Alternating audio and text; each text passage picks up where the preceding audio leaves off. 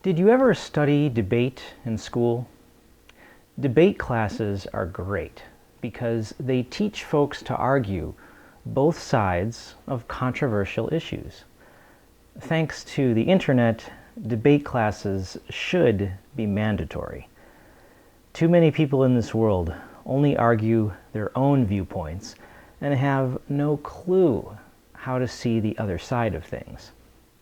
I open this video with that thought because I was asked to give 5 positive and 5 negative comparisons by author Carrie Butler regarding changes I've seen in publishing since releasing my first novel, The Gothic Rainbow, beginning volume of the Vampire Noctuaries, in 1997.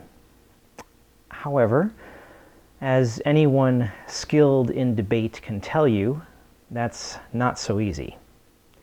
The unbiased soul can argue both sides of most opinions. Hence, this article will be written with a tongue firmly rooted in cheek, very cognizant of knowing any vehement stance I present could easily be contradicted. With said disclaimer out of the way, let's begin.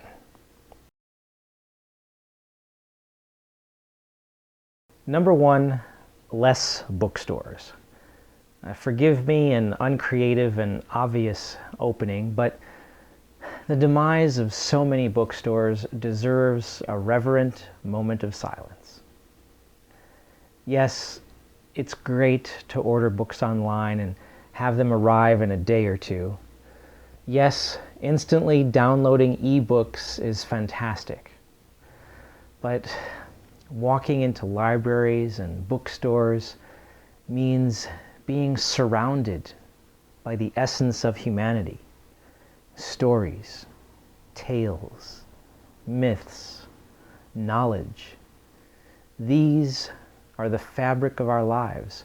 The written word is the record of our memories and thereby the ghosts of our antiquity. Books represent the core of what it means to be human and alive upon this earth during our brief window of time. Bookstores are cathedrals, worshiping the sanctity of our yesteryears. We shouldn't be allowing them to disappear faster than virginity on prom night. Less magazines. Back in 1997, the novel and short story writers market was the biblical-sized de facto reference book featuring submission guidelines for the world's breadth of magazines and publishers. Even big-time professional writers used it. Updated yearly, we used it to find agents, publishers, contests, and magazines seeking short stories or review copies of our book. That was how authors found out about everything before the internet. Today, the annual venerable book still exists, but comparatively speaking, the novel and short story writers market has devolved into little more than a leaflet. The quantity of vanished magazines is rather astonishing. Thankfully, there are still a lot of publishers and agents out there, but you simply can't get published or reviewed in as many magazines anymore because their numbers have shrunk faster than testicles in ice water. Number 3, all the damn vampires. Bonus points if you got the movie reference. When I created the characters of the Vampire Noctuaries duology in 1991, there was no Buffy the Vampire Slayer, no Twilight, no Vampire Diaries, no True Blood, and people thought Barnabas Collins was Joan's sister. The only vampire novelists anyone ever heard of were Bram Stoker and Anne Rice. Although there are now too many damn vampires, I'm proud to say a story I began 20 years ago has none of today's vampire cliches. No vampire huntsman, no love triangles, No werewolves, no chosen ones, no daywalkers, no seeking cures for vampirism, no vampires attending school, and no vampires having babies. I mean, where do writers get these ideas? Mine are good old-fashioned dark creatures of the night, going to Susie and the Banshees concerts and being all mighty sinister. The vampire noctuaries are just a bleak story of anguish and betrayal and heartache, where lost souls find redemption in the shadows of each other. A story you can relate to because you've been through that stuff yourself. Number 4, crappy self-published books. The ease with which anyone can publish books today, especially ebooks that can be totally free to create, has festered a mire of uneducated dillweeds cranking out an endless barrage of snail vomit disguised as books. You know who you are. The ones with typos on every other page and all the narrative style of a 4th grader. Yeah, I'm talking to you. Where do you nimrods come from? You people are the literary equivalent of tone-deaf musicians. You sound awful, but you just don't know it. You think just anyone can write? Just because I can ride a horse doesn't make me a Kentucky Derby contender. Just because I can use a blender doesn't make me a French chef. And just because I've been in a fist fight doesn't mean I can beat Bruce Lee. Okay, just because you know how to spell your name doesn't make you an author. Okay, please, stop. Focus on attaining the true pinnacle of your job skills and repeat after me. Would you like fries with that? Number 5, granular categories and genres.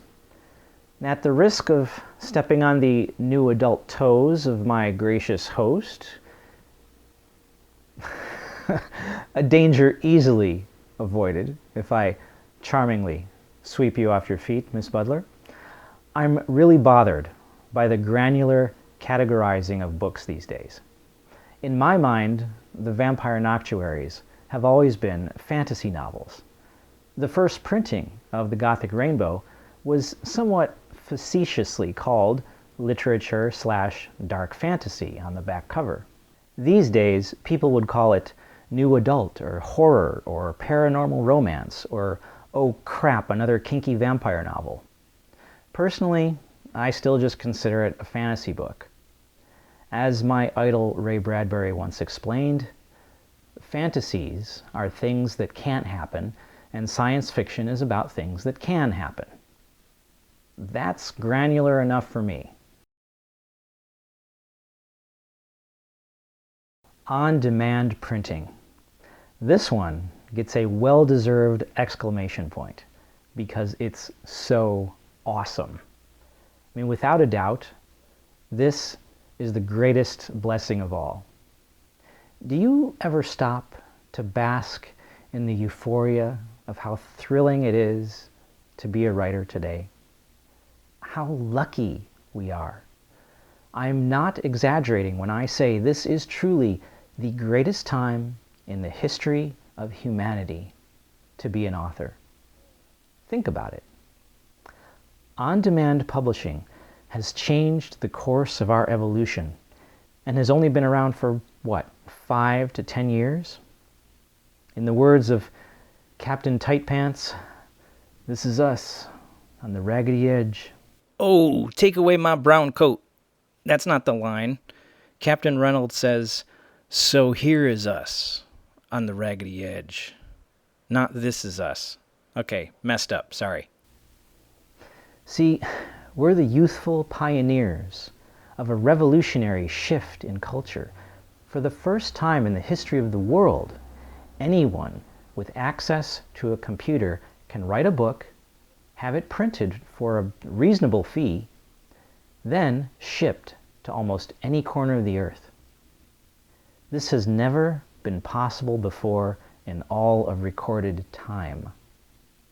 As an author, you can now reach the biggest audience the planet has ever known. Now, if that doesn't excite you, quit writing and go, mop floors for a living. ebooks.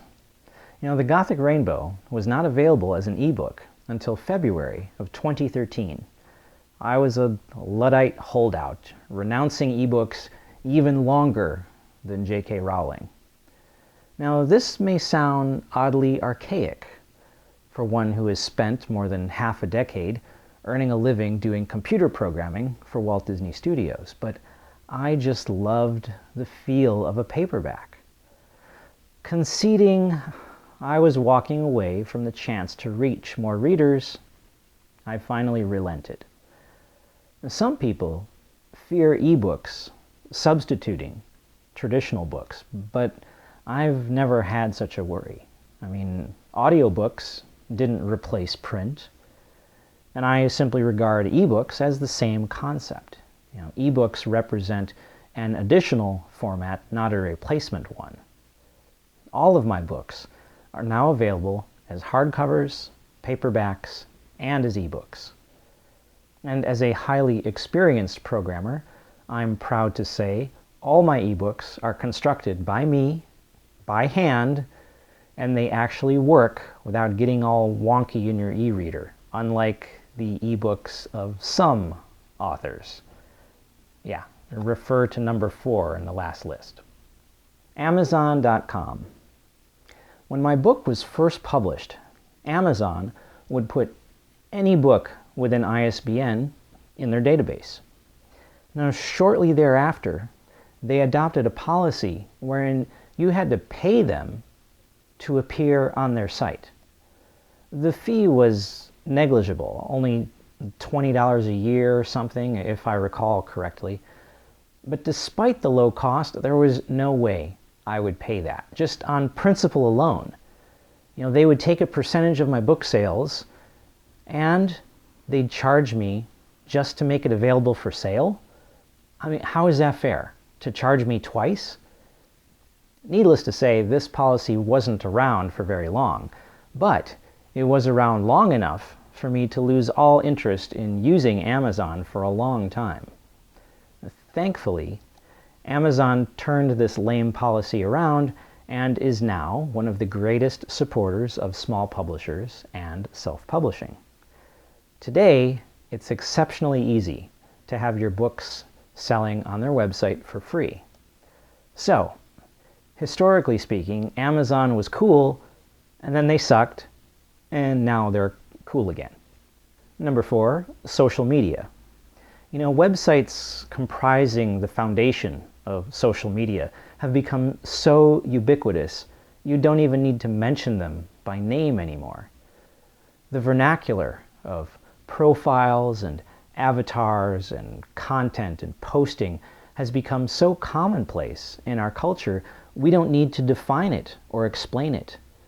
When journalists in old media outlets no longer prefix a news item by explaining what chatting means, our society has come far in accepting the proliferation of communicating on the internet.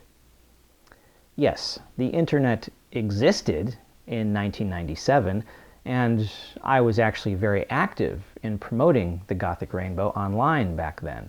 But the quantity of resources was drastically limited. The word blog didn't even exist until 1999, and the original social networking site, Friendster, didn't exist until 2002. How would you promote a book via the internet without blogs, Facebook, Twitter, Instagram, YouTube, Goodreads, Library Thing, or Google? None of those sites existed in 1997. We didn't even have cat memes. In 1997, the internet was nothing but cobwebs, tumbleweeds, and 5 dirty pictures of your mom. She was hot back then. Number 5, you.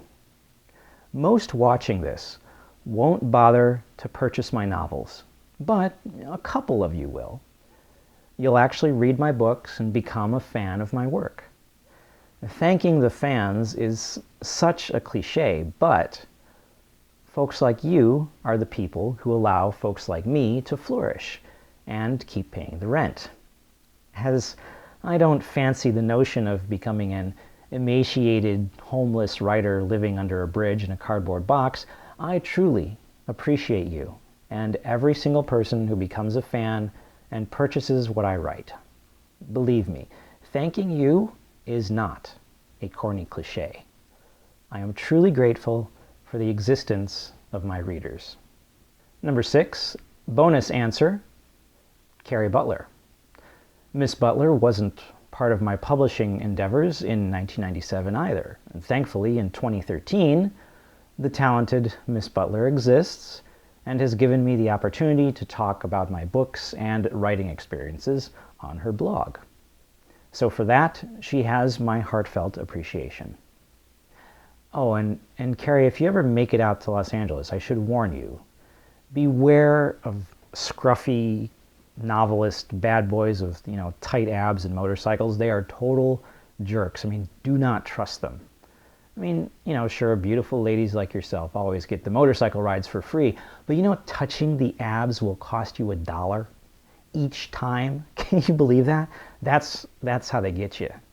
Lousy swindlers. I don't know any such dashing gentlemen personally, but I'll steer you clear of those villains if I spot any. It's just my friendly travel tip to a fellow Ohioan. Ohioan? Okay, video's over. I can't even say the word Ohioan anymore, so I guess it's time to go to bed. Thank you very much for watching. Be sure to like and subscribe, and see you around next time.